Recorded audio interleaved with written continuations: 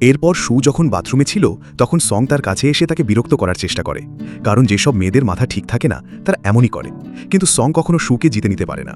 কথোপকথনের সময় সঙের থেকে তার লকেট পড়ে যায়, যা শু দেখতে পায়। শু সংকে বলে, তোমার কাছে লকেট, সেটা আমার। সং তখনও বেশ অ্যাটিটিউড দেখিয়ে বলে, আমি তো তোমাকে এই লকেট দিতে পারি না। যদি তোমার দরকার হয় তাহলে তুমি মিস্টার গুকে ডিভোর্স দিয়ে দাও। শু তখন বলে, আচ্ছা এই কথা। এরপর শু তার ম্যাজিক্যাল পাওয়ার ব্যবহার করে সেই লকেট নিয়ে নেয়।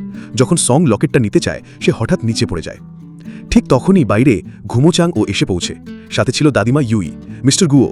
ঘুমোচ্যাং তখন ভুল বুঝে শুকে বলে, তোমাকে আমার বোনের থেকে ক্ষমা চাইতে হবে। শু ঘুমোচ্যাংকে বলে, আমার একদম ভুল নেই, ভুল যিনি করেছেন তিনি ক্ষমা চাইবে। এখানে ইউই চুপ থাকতে পারে না। সে সঙের পক্ষে দাঁড়িয়ে বলে, তুমি একটা দরিদ্র পরিবারের মেয়ে, তোমার তো ভালো জীবন কেমন হয় সেটা বোঝার ক্ষমতা নেই, তাই ভালো হবে তুমি এখান থেকে চলে যাও। সং যেখানে পড়েছিল সেই ভিডিও ফুটেজগুলো ছিল অ্যাসিস্ট্যান্টের কাছে, কারণ ওই হোটেল তাদেরই ছিল। ঘুমোচাং ভিডিও দেখে স্পষ্ট দেখতে পারে যে শু নাকি সোজা নিজের ইচ্ছা সোনকুইকে পড়িয়েছে। এটা জেনে ঘুমোচাং একদম খুশি হয় না। শুকে ভালো দেখানোর জন্য সে বলে, হ্যাঁ আমার ভুল হয়েছে। ঘুমোচাং বলে, আমার বোন তার ভুল স্বীকার করেছে, তাই তোমারও তাকে মাফ করে দিতে হবে। শু বলে, আমি তো শুধু আমার সোনার বেলযুক্ত লকেট নিতে চেয়েছিলাম। ঘুমোচাং তখন জিজ্ঞাসা করে, এই লকেটটা তোমার? সম্পূর্ণ ড্রামার এক্সপ্লেন দেখতে চ্যানেলের বায়োতে ইউটিউবের লিংক দেওয়া আছে।